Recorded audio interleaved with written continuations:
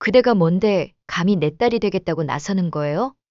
회사 말아먹을 거면 그냥 다 태워버려.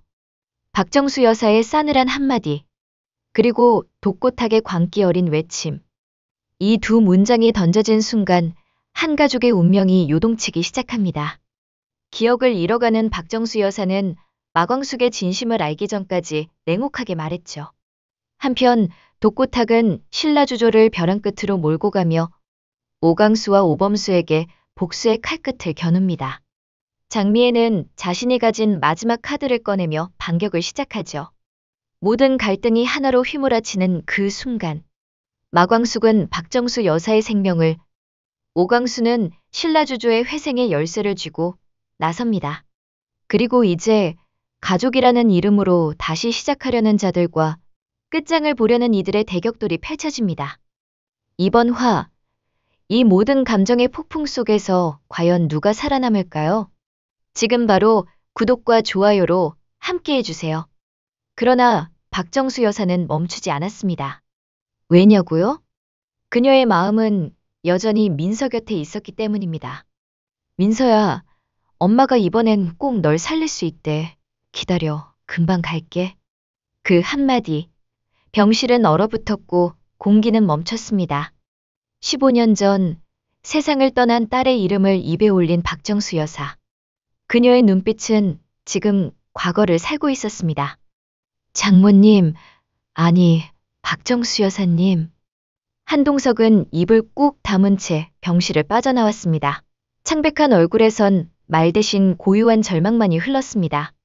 박정수 여사의 귀국은 LX 호텔의 경영권 정리를 위한 것이라 알려졌지만 실상은 달랐습니다.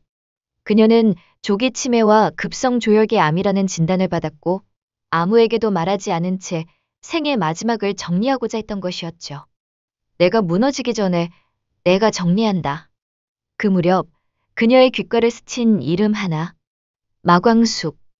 처음엔 그저 스쳐 지나갔지만 그 이름이 지금 한동석 곁에 머물고 있다는 사실을 알게 된 순간 그녀는 미소를 지었습니다. 조용하고 그러나 무섭도록 날카로운 미소였습니다. 감히 우리 민서 자리를 대신한다고? 박정수 여사는 마광숙의 정체를 파고들기 시작했습니다. 남편을 잃고 시골 술독가에서 막걸리를 빚는 여자. 학벌도 배경도 없는 그저 그런 인생. 우리 손주들이 저 여자를 엄마라 부르게 둬? 민서에 대한 모욕이야. 그녀는 익숙한 방식대로 움직였습니다. 차갑게, 조용히, 정밀하게. 그리고 결국 마광숙을 찾아갔습니다. 막걸리 향이 가득한 술도가. 항아리 앞에 쪼그려 앉아 뚜껑을 여는 마광숙을 보며 그녀는 말을 꺼냈습니다. 마광숙 씨, 시간 좀 내줄 수 있겠어요?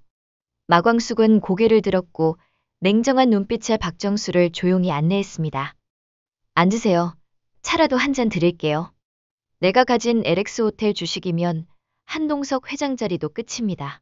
명예도 당신과의 관계도. 왜 저한테 이러세요?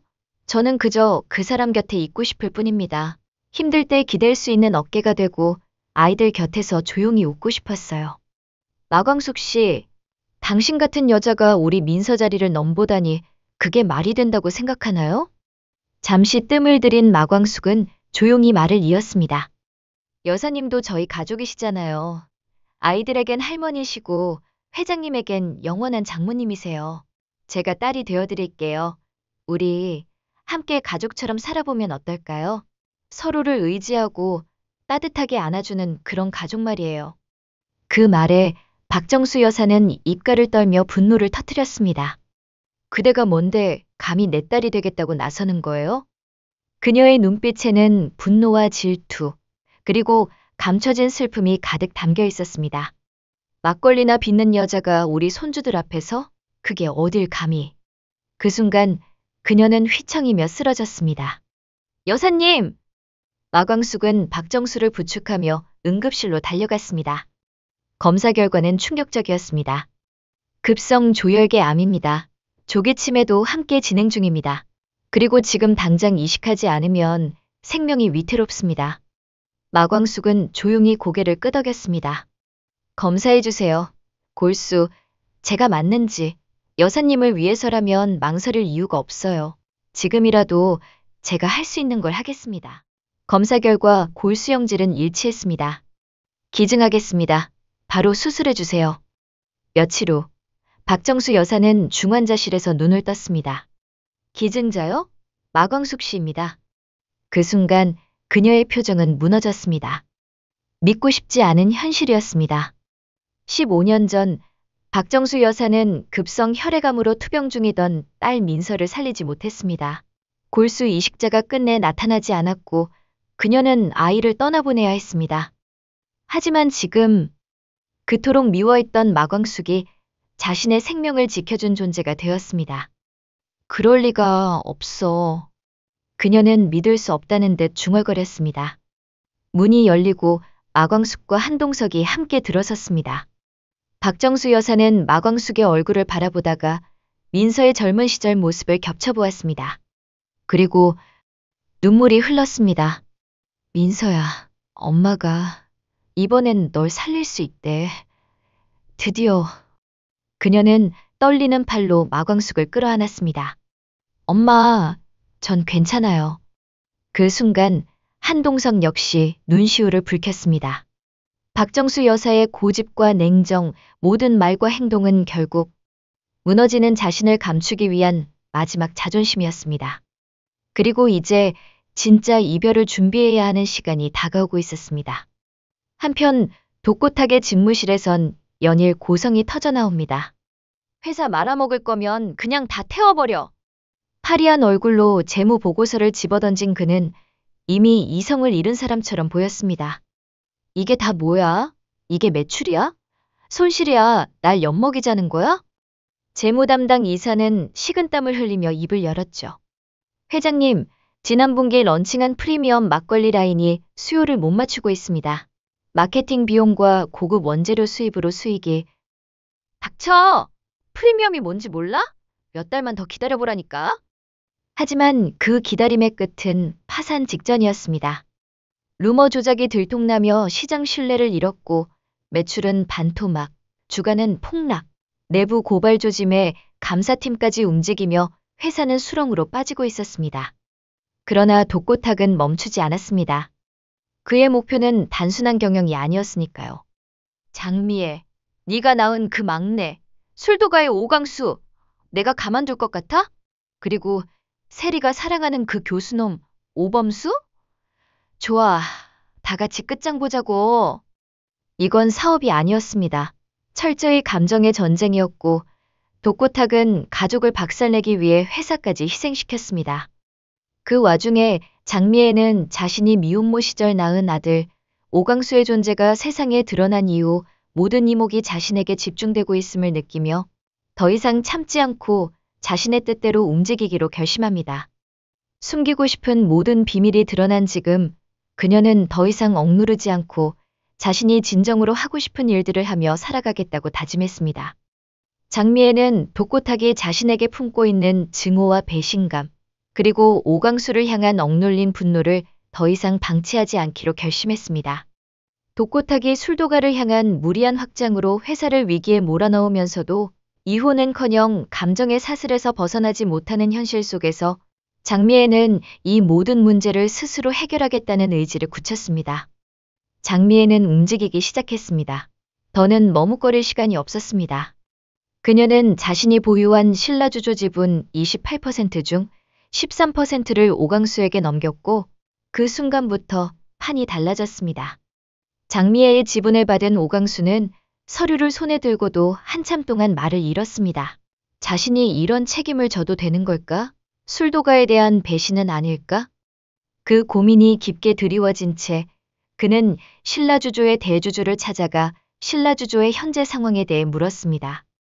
회계 상태, 유동성 문제, 내부 고발 조짐 등 회사를 위협하는 리스크들을 조목조목 설명했고 그 현실은 생각보다 훨씬 심각했습니다. 오광수는 보고를 들으며 창밖을 바라보다가 멀리 사무실 안에서 홀로 고개를 떨군 채 앉아있는 장미애의 모습을 떠올렸습니다. 그녀는 괴로움과 후회, 그리고 두려움을 꾹꾹 눌러 담은 얼굴이었죠. 그 표정을 떠올리며 오광수는 조용히 다짐했습니다. 이제는 내가 어머니를 지켜야 할 차례다.